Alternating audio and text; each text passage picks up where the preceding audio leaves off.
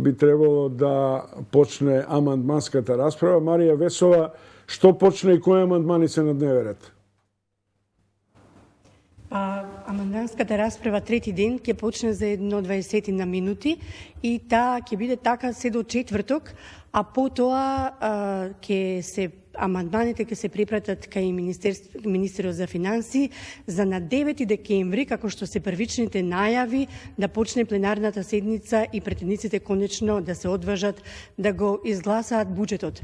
Значи на 9 декември тие што седат во претедничките клупи ќе треба барем за момент да ги закопаат политичките секери, да излезат од партиските шинели и како што реков да се одважат да донесат нешто што е значајно за државата, тоа е буџетот.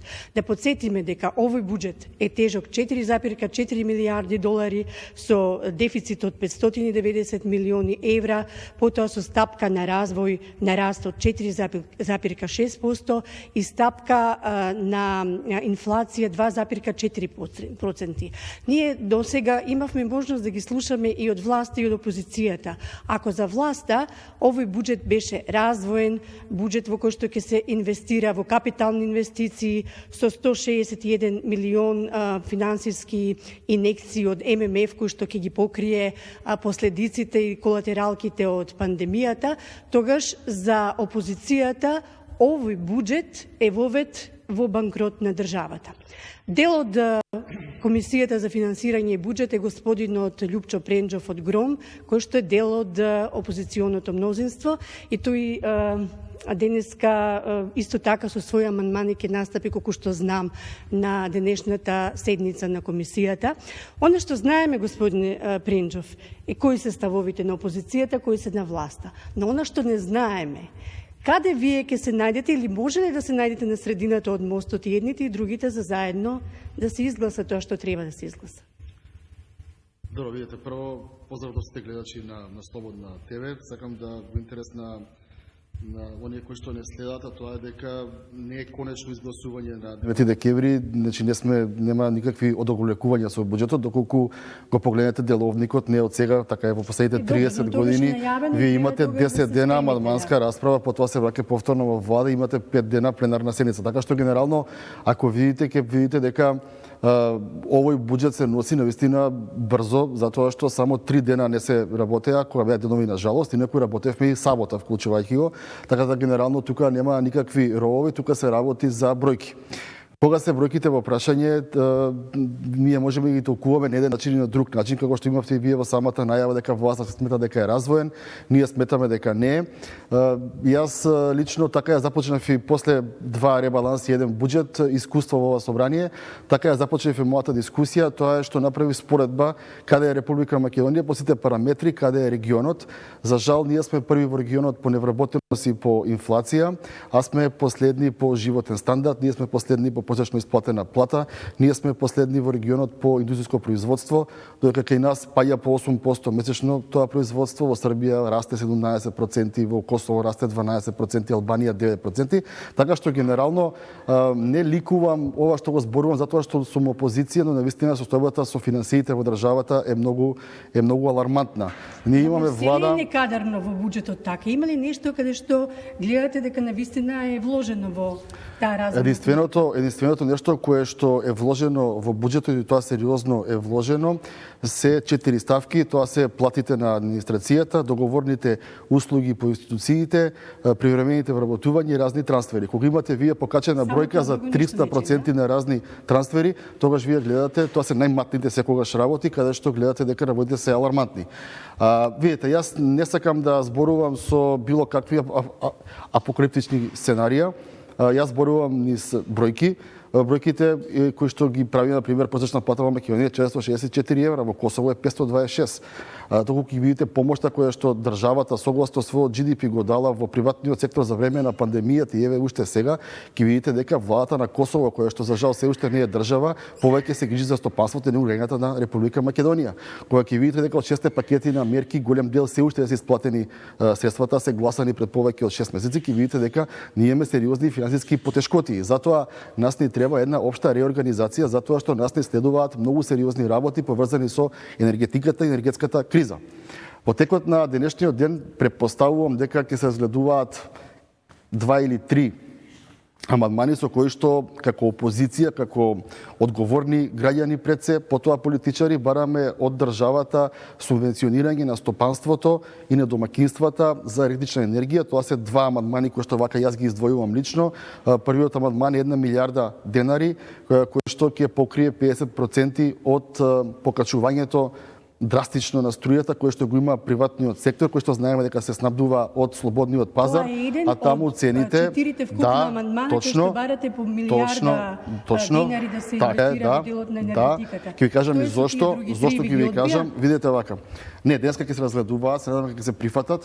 Многу е важно тоа што ако вие како приватен сектор имате покачување од 300% или 250% на цената електрична енергија, тогаш таа цена влегува во производот или услугата која што вие ја нудите кон граѓаните. И логично, кога имате зголемена електрична енергија, тогаш се качува и цената во малопродажба на сите продукти. Впрочем, не треба да бидеме бог знае што, доколку отидеме во првото пазарче, во првиот маркет или на бензинските пумпи, ќе видите дека цените тоа како одат секојдневно нагоре и нагоре и ние мораме да го запреме тој ценомен шок како што го направи тоа Хрватска. На нашата влада не и текнува да ги замрзне цените, но како опозиција единствениот начин е да понесеме амандмани со кои што накратко кажете ми ги тие амандмани што ќе се постигне. Првиот амандман е за стопанството, вториот амандман е на ЕСМ, на електраните да им дадеме милиарда од државниот буџет со цел да се стабилизира цената на струјата, односно да не биде огромен шокот кон домакинствата, бидејќи ние во Република Македонија имаме и тоа како многу социјално ранливи категории кои што и сегашната цена на струјата им е скапа, а не пак таа да поскапи што допълнителни 30 или 40 или 50%.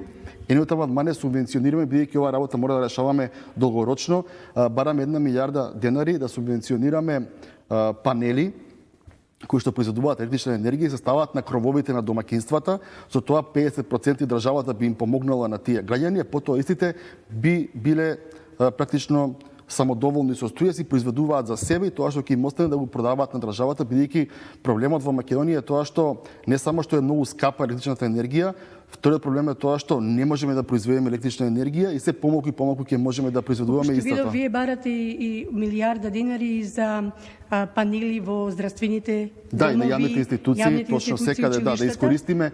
Ние мораме да искористиме. Помина тој вчера амандман? Не помина. Владата не го прифати. Не прими. Не го прифати владата, беше министерот Бесими, не го прифати тој амандман. Јас апелирам денешните амандмани да се прифатат, бидејќи видете, не можете да не сакате да им помогнете на граѓаните, а при тоа под палката на премиерот да имате договорни услуги во вредност од 18 милиони евра за година и пол.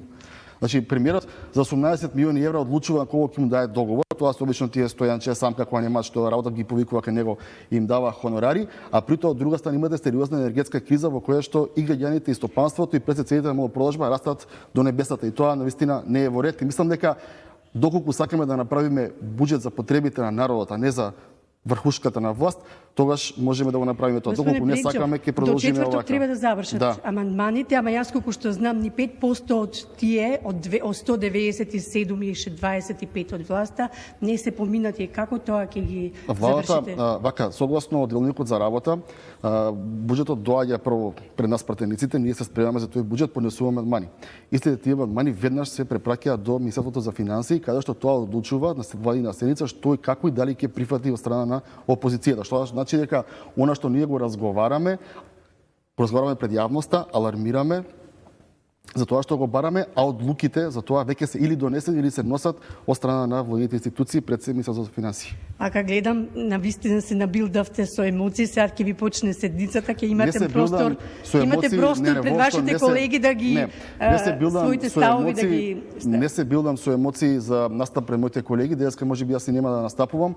Емоциите се должат на тоа што навистина како пратеник имам дополнителна одговорност плюс за разлика од кога не сум бил пратеник, а тоа е дека гледам како работите се случуваат, гледам како цените во небесата, гледам како народот осиромашува, а сите политички партии и сите политичари 30 години назад прва и основно ветување на крај за кратко за 30 секунди. Вие сте во општина Карпош, каде што и вашиот со партијски градоначалник, имате амандмани поднесено за таа општина? Да, имам амандмани поднесено.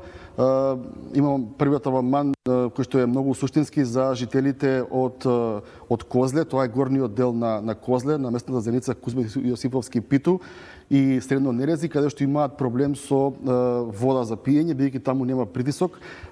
Тој потек е многу скап за изведување, ниту водовод како јавно предпријатие, ниту општините можат сами да го реализираат, бидејќи навистина чини некаде околу 2,5-3 милиони евра. Значи барам од државата да помогне за тие граѓани, бидејќи тоа ни е потребно, и потоа барам хавзи, пашините, корнаци да се средат, бидејќи тоа се културно наследство не само на Карпош, на Скопје, туку и на Македонија, и тие веќе забот на времето сериозно ги оштетува. Беа ставени за реконструкција во 2017 година, но по смената на власта веќе не беа приоритет. Мислам дека тука треба да поработиме малку, бидејќи културниот туризам и тоа како е важен за секој од нас. Тоа беше претедникот Лјупчо Пренџов. Ние сега од Кристалната сала во Собранието се селиме во салата каде што Комисијата за финансирање и буџет ќе почне својата расправа за амандманите трет ден.